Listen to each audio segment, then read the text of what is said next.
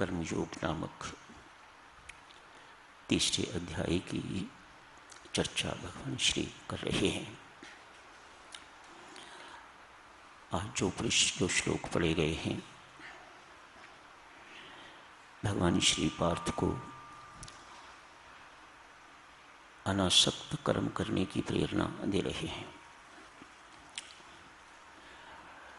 कर्तव्य पालन पर बहुत बल दे रहे हैं, ढंग भी बता रहे हैं, उदाहरण प्रस्तुत कर रहे हैं। अपनी बात को पक्का करने के लिए गिने चुने लोगों का नाम ले रहे हैं जिन्होंने ऐसा किया है और सिद्धि को प्राप्त कर गए हैं। अपना उदाहरण भी भगवान ने प्रस्तुत किया है। मुझे तीनों लोगों में पार्थ कुछ पाने योग्य नहीं है,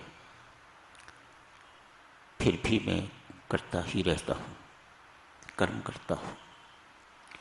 यदि मैं कर्म न करने की उदाहरण जनता के सामने प्रस्तुत करता हूँ तो मैं जन समुदाय का हत्यारा हो जाऊंगा। अतएव उठ, अपने कर्तव्य कर्म का पालन कर, आसक्ति रहित होके कर्म कर। इस पर बहुत बल दे रहे हैं। अनासक्त होके कर्म कर, राग द्वेष रहित होके कर्म कर। इससे पहले साधक थोड़ा कर्मयोग को समझने की कोशिश करते हैं। इसी पर हमारा जीवन आधारित है। हम सब के सब कर्मयोगी ही हैं। हम सबको कर्मयोगी ही बनना है। भक्ति बल देती है। सो स्वामी जी महाराज कहते हैं, भक्ति युक्त कर्मयोगी बनिएगा, आपके लिए सब कुछ बहुत आसान रहेगा। भक्ति बल देती है, समझ देती है, समर्थ देती है, सब कुछ देती है। क्यों? परमात्मा के साथ जोड़ के रखती है। तो जो परमात्मा के पास है वह सब कुछ अनायास ही मिलता है। अतएव कर्मयोग की साधना कोई कठिन साधना नहीं रह जाती। संत महात्मा समझाते हैं, हर व्यक्ति के पास समय है, सामग्री है, समर्थ है, समझ है। 4 शब्दों का नाम लिया। यदि इनको व्यक्ति संसार के लिए प्रयोग करता है, इन्हें संसार की ओर मोड़ देता है, तो इसे कर्मयोग कहा जाता है। परमात्मा की ओर मोड़ दिया जाता है तो इसे भक्ति योग कहा जाता है। इन 4 शब्दों को प्रकृति की ओर मोड़ दिया जाता है तो इसे ज्ञान योग कहा जाता है। अपनी ओर, अपनों की ओर मोड़ दिया जाता है तो इसे जन्म मरण का योग कहा जाता है। पड़े रहो जन्म मरण के चक्कर में। क्या है ये कर्मयोग? दिव्य सज्जनों, कर्म तो जड़ है। इससे कोई पता नहीं मैं बंधन का कारण बनूंगा या मोक्ष का साधन बनूंगा। परसों तक आप पढ़ रहे थे, प्रेरणा दी जाती है। संसारी एक दूसरे को प्रेरणा देते हैं। ये कर्म ही है जो हमारे बंधन का कारण है, इसलिए इसको करना बंद करो। भगवान श्री इस पर बहुत गहरी चोट, बहुत गहरा मुक्का मारते हैं। कहते हैं, नहीं, कर्म बंधन का कारण तब है यदि इसे समझ से न किया जाए। यदि इसे समझकर किया जाए तो ये कर्म मोक्ष का साधन है, ये कर्म बंधन का कारण नहीं। अतएव जो कहते हैं कर्म त्याग करो, कर्म त्याग करो, भगवान उनको अच्छा नहीं मानते। कर्म करने पर बल दे रहे हैं भगवान श्री। और कैसे कर्म किया जाए ये युक्ति भी साथ ही समझा रहे हैं, ताकि ये कर्म बंधन का कारण न बन के तो मुक्ति का साधन, मोक्ष का साधन बन जाए। भगवान श्री कहते हैं कर्म बीज है, इसको अंतःकरण रूपी भूमि में बो दिया जाता है, कालांतर में अंकुरित होता है, पौधा बनता है, विशाल पेड़ बनता है, फिर उस पर तरह तरह के फल लगते हैं। इस कर्म के पीछे जैसी आपकी भावना है वैसा ही आपको फल खाने को मिल जाता है। यदि आप कर्मयोगी बनना चाहते हो तो ऐसा कर्म करो, इस ढंग से कर्म करो कि बीज अंकुरित ही न हो। वे कैसे होगा? संत महात्मा समझाते हैं, जिस बीज को भून दिया जाए, उबाल दिया जाए, बीज तो बीज ही रहता है, लेकिन वह अंकुरित नहीं होता, उसमें क्षमता अंकुरित होने की, स्प्राउट होने की क्षमता खत्म हो जाती है।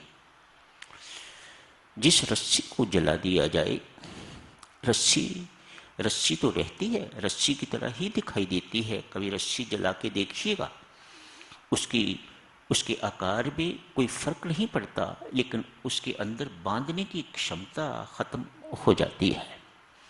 जिस बीज को उबाल दिया जाए, ये बीज बीज की तरह ही रहते हैं। आप बॉइल्ड सीड्स खाते हो, बिल्कुल वैसे के वैसे ही होते हैं, कुछ नहीं होता। लेकिन उनको यदि भूमि में डाल दिया जाए तो उन्हें स्प्राउट करने की शक्ति नहीं हुआ करती। संत महात्मा समझाते हैं, अपने कर्मों को, अपने कर्म बीज को इस प्रकार का बना दो, करने से पहले, करते समय और करने के बाद जो कर्म संस्कार न डाल सके वह कर्मयोग है, वह कर्मयोग बन जाएगा। कर्म करने से पहले, करते समय, करने के बाद जो कर्म संस्कार देने योग्य नहीं रह जाता वह कर्मयोग बन जाता है। क्या ऐसी बातें हैं जो हमारे कर्म को बंधन का कारण बनाती हैं, और क्या ऐसी बातें हैं जिनको छोड़ने से ये कर्म बंधन का कारण न बन के तो मोक्ष का साधन बन जाता है? थोड़ी सी साधारण बातों से शुरू करते हैं। जैसे कि अर्ज की जा रही थी अभी, कर्म तो बेचारा जड़ है, उसे बिल्कुल कोई पता नहीं कि मैं बंधन का कारण, मैं पाप कर्म बनने जा रहा हूं या मैं पुण्य कर्म बनने जा रहा हूं। किस पर निर्भर करेगा? आपके भाव पर। उदाहरण दिया, एक सैनिक, कहीं जंग हो रही है, भारत पाकिस्तान की जंग हो रही है, युद्ध हो रहा है।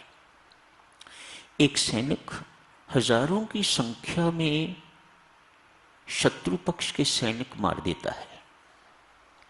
जितने अधिक मारेगा उतना अधिक वह बहादुर। यदि हजारों लाखों को मारता हुआ वह वीर गति को प्राप्त हो जाता है तो उसे मेडल मिलता है। जितने अधिक मारेगा वहां पर उतना उसको बहादुर शूरवीर घोषित किया जाता है और उसे वीर चक्र इत्यादि प्राप्त होता है। घर आ जाता है, छुट्टी पर आके अपनी किसी कला कलेश पत्नी से कहिए और बात छोड़िए, पत्नी से थोड़ा आपस में बातचीत होती है, गर्मा गर्मी हो जाती है। सैनिक है, पुरुष है, जोर से मुख पर थप्पड़ मारता है और एक दांत बाहर निकल आता है, टूट जाता है, खून निकलता है। पत्नी का भी अपना ईगो होता है, वह सब कुछ सहन करने को तैयार नहीं, पुलिस को जाकर रिपोर्ट कर देती है। यही व्यक्ति जो वहां हजारों लाखों को मारने वाला और उसे वीर चक्र प्राप्त होता है, इसकी रिपोर्ट पुलिस थाने में जब जाती है तो इसको बंदी बना लिया जाता है। भाव का अंतर है। एक जगह पर वह देश के लिए युद्ध कर रहा है, रक्षा, हमारी रक्षा के लिए, देश की रक्षा के लिए युद्ध कर रहा है, और दूसरी जगह पर भाव शत्रुता का है, वैर का भाव है।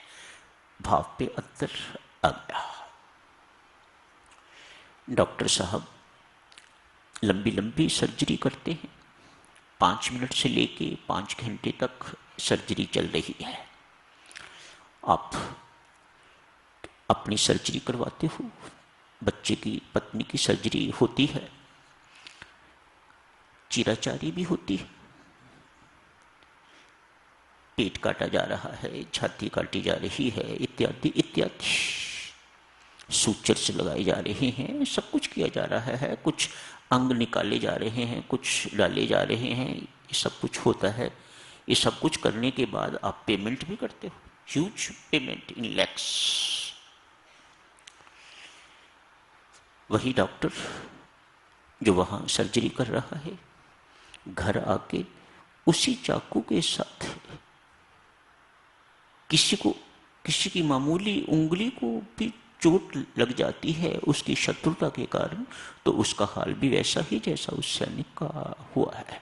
वहाँ 5 घंटे की सर्जरी कर रहा है।